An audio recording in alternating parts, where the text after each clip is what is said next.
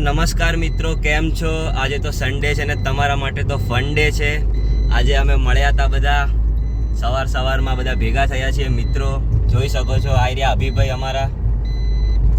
હર્ષભાઈ, શું કહેશો તમે? कर्म तेरे अच्छे है तो किस्मत तेरी दासी है. જો આજે છે ને કાલનો વ્લોગ તો તમે જોયો જ હશે, 100 સબસ્ક્રાઇબર થઈ ગયા. અને આજે તે હજુ કાલે તો અમે 100 સબસ્ક્રાઇબરનું બધું કર્યું હતું. આજે તે 164 જેટલા થઈ ગયા, 164 સબસ્ક્રાઇબર થઈ ગયા છે. એના માટે તમારો ખૂબ ખૂબ આભાર. અને આજે અમે જો અત્યારે સવારનો ટાઈમ છે, અત્યારે કેટલા વાગ્યા? 11 વાગ્યા છે અત્યારે. અરે ભાઈ, આ લોકોના લીધે તે આપણે સાચવેથી રહેવું પડે, એકદમ સાચવીને રહેવું પડે. હા, તો હું એમ કહેતો હતો, એટલે તું આગી રાખજે, અને તો નહીં આવડતી લાગતી, જો કટ્ટે નહીં મારી શકતો. એરિયર લઈ લીધી ખાલી ખોટી. મને આજે ભાઈ તું આલી છે મારી ગાડી લે. હા બસ. અલે હાય. તો આજે હું એમ કહેતો હતો, આજના બ્લોગમાં આપણે જો સવારે 11 વાગ્યા છે, અત્યારે સવારે 11 વાગે થોડા અમે બેઠા મળ્યા. હવે અમે ઘરે જઈએ છીએ. તો હવે બપોરે તો ઘરે જ રહીશું, કેમ કે તડકો બી બહુ છે, ગરમી બી લાગે છે. પણ સાંજે બહાર નીકળીશું તો અને કંઈક બ્લોગ જેવો હશે તો તમને બતાવી દઈશું. પણ રાતે જે છે એ મેઇન છે. રાતે તો બ્લોગ જોશે ખબર પડી જશે. કિંગ ખાન. તો બસ રાતનો બ્લોગ આવી જશે. મેઇન છે જે રાતે જ છે. 9 વાગે લગભગ અમે જઈશું બહાર અને ત્યાંથી શૂટ ચાલુ કરશું. 9 કાં તો પછી અડધી રાતે, એટલે જોઈ લેજો તમે. અને જોઈ લેજો તમે, ઘરે રહેજો નહીં તો માસી આવશે. મિત્રો, તમને કીધું તો એ પ્રમાણે અમે જો રાતે જઈ તો રહ્યા છીએ. આ ખાલી રસ્તો જોવો તમે, રસ્તો બતાવજો મંથનભાઈ. અરે પણ આગળ સાઈડ છે. આ રસ્તામાં અમે આગળ જઈ રહ્યા છીએ. આજે આના કરતા પણ ડેન્જર, આના કરતા પણ ડેન્જર. જો આ બ્રિજ એકદમ સડેલો આજુબાજુ જો ખાલી આ જમણી બાજુ જે તમને દેખાય છે ને એ સાબરમતી નદી છે. અને લેફ્ટ સાઈડ અત્યારે દેખાશે નહીં. અને લેફ્ટ સાઈડ આખું પેથાપુર ગામ છે, બરાબર. તો હવે આપણે એક એવી જગ્યાએ જઈ રહ્યા છીએ ને જ્યાં મને પહેલા આભાસ થયેલો છે. અને તમને બતાવીએ અમારા જોડે કોણ છે. ઉમલા માનવભાઈ, જોવો ડરતા રે બાબુ બસ. તો આગળ અમે જઈ રહ્યા છીએ. આ રસ્તો જોઈ લ્યો ખાલી. એક મિનિટ, લાઈટ બંધ કરીને જોવા દે. લાઈટ બંધ થાય રજા? આમાં નહીં થાય ના? ચલો વાંધો નહીં. એ ઉભો રે. એ ધીમે પેલું હું શું લે ભલે. આ મને તો એવું લાગ્યું કંઈક. હા, આ રસ્તો આ ઢાળ એટલો ડેન્જર છે ને.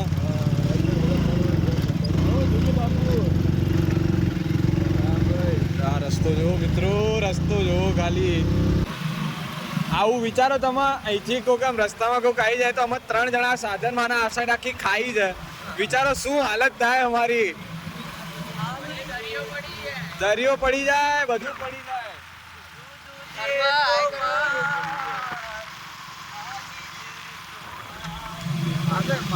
માને મારો ને અરે મને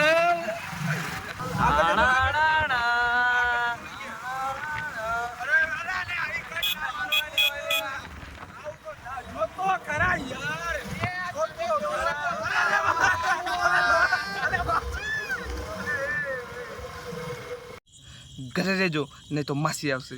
હું ક્યારનો તમને કહેતો હતો ને કે મને એક જગ્યાએ મેં જોયેલું છે અને આભાસ થયેલો છે મને. એ જ એક્ઝેક્ટ લોકેશન પર અમે ઊભા છીએ. આ માનભાઈ લેનભાઈ યાર, એ જ એક્ઝેક્ટ લોકેશન પર અમે ઊભા છીએ. અને હજી પણ હું આમ ખાલી એ વિચારું છું ને તો બી મારા રૂવાટા ઊંચા થઈ જાય, ગૂઝબમ્સ આવી જાય છે મને. એ સીન એવો હતો ને. અને એ પાછું સીનમાં ખાલી હું અને ઢચો ખાલી આમાં 2 જ હતા. તમે વિચારો ખાલી. આમાં આ રસ્તો બતાય એકવાર. આમ જુઓ, કશું એકદમ ખાલી જ છે બધું. આ રસ્તેથી અમે ચાલતા આવતા હતા. અમારા વ્હીકલ છે જ આગળ પડ્યા હતા. હું અને ટીનું ચાલતા આવતા હતા. અને હવે આ જોઈ લો, ત્યાં પેલી લાઈટ દેખાય છે. ઝૂમ કરી દે. બસ જો પેલી લાઈટ દેખાય છે, હા બસ એ લાઈટમાં અત્યારે એક જ લાઈટ ચાલુ છે, પણ સેમ ટુ સેમ બીજી લાઈટ 10 મીટરની અંતરમાં હતી. અને ત્યારે પવન કંઈ જ નહોતો. અમે આવેલા કંટાળેલા હતા, એટલે મેં કીધું ચલો આંટો મારીએ, શું થઈ શકે છે અહીંયા. આટલું આમ મસ્ત માહોલ છે. મેં કીધું રસ્તો જ હતો, કંઈ પબ્લિક તો અવર જવર હશે જ તે, પણ એકદમ સુનસાન હતું.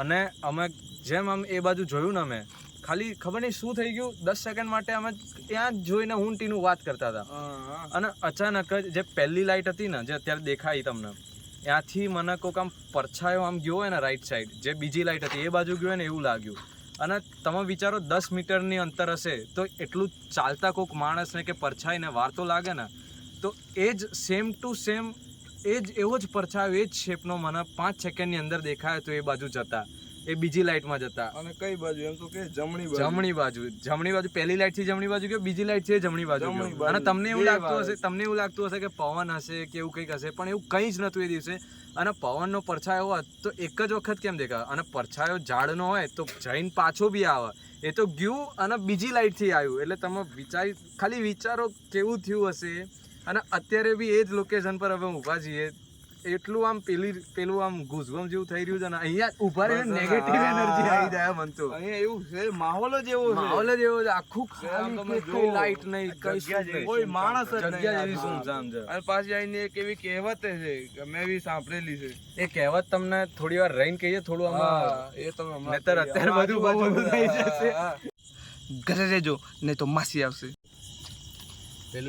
પેલું તો કે આપણા બધાના હા એ તો હવે કહેવાનું છે વિડીયોમાં ખાલી તમે જુઓ એ તમને ખાલી કહાની સાંભળેલી છે કિસ્સોય સાંભળેલો છે અને એક માણસને ઓળખું છું એણે ફીલ બી કરેલું છે અને કહી જ દઈએ તમને આટલા આખો આ સીધા પટ્ટાવાળો રસ્તો છે ને જે એમાં એવું માનવામાં આવે છે પહેલાં બેક સ્ટોરી કહી દઉં અહીંયા છે ને આગળ તે 1-2 કિલોમીટર એક ગામ આવે છે એ ગામમાં છે ને એક માસી રહેતા હતા એકલા રહેતા હતા ખાસી ઉંમર હતી એમની એટલી બધી તો નહીં પણ 70 જેટલી હશે તો એમના એક જ સિંગલ રૂમનું ઘર હતું અને મતલબ ઘર બી ના કહેવાય ઝોપડા જેવું હતું તો એ ઝોપડામાં કોકે આગ લગાડી કે કોકના થકી આગ લાગી એ હજી બહાર નહીં પડ્યું પણ ટૂંકમાં એ ઝોપડામાં આગ લાગી ગઈ અને આગ લાગીને આખું ઘર બળી ગયું પણ માસી ના અંદર મળ્યા ના બહાર મળ્યા ક્યાંય માસી એ ટાઈમ પછી ગાયબ જ થઈ ગયા એ ગામના લોકો હજી બી એવું કહે છે કે માસી કે આ રસ્તામાં જ ક્યાંક રાતે ફરતા હોય છે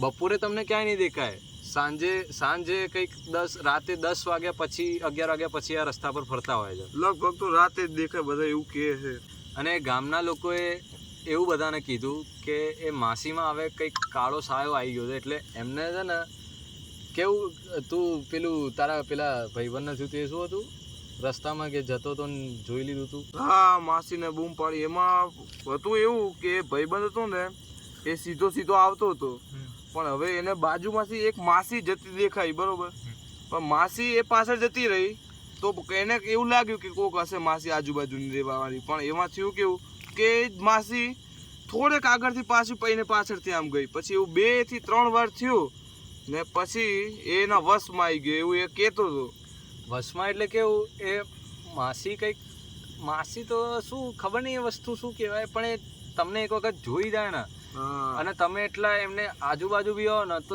તમે એકદમ આમ પેરેલાઇઝ જ થઈ જાય કઈ પણ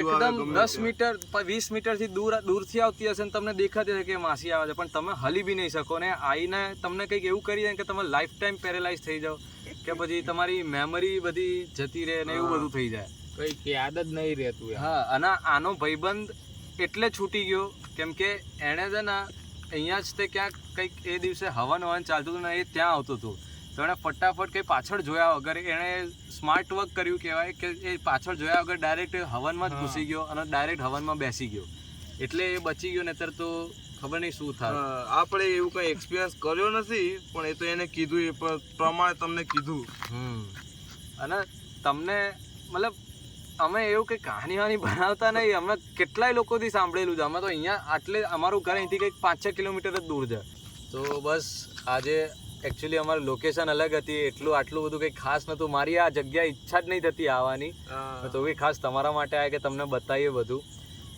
તો સબસ્ક્રાઈબ કરજો અને કમેન્ટ કરજો અને બધું કહી દેજો વ્લોગમાં અલે જોજે લે હું છે અલે નેકર લે યાર રેવાય એમ લઈ લે નેકર બંધ કર લે નેકર ને લે તું જવાનું થઈ ગયું છે અમે જતા રહીએ છીએ તમે જોવો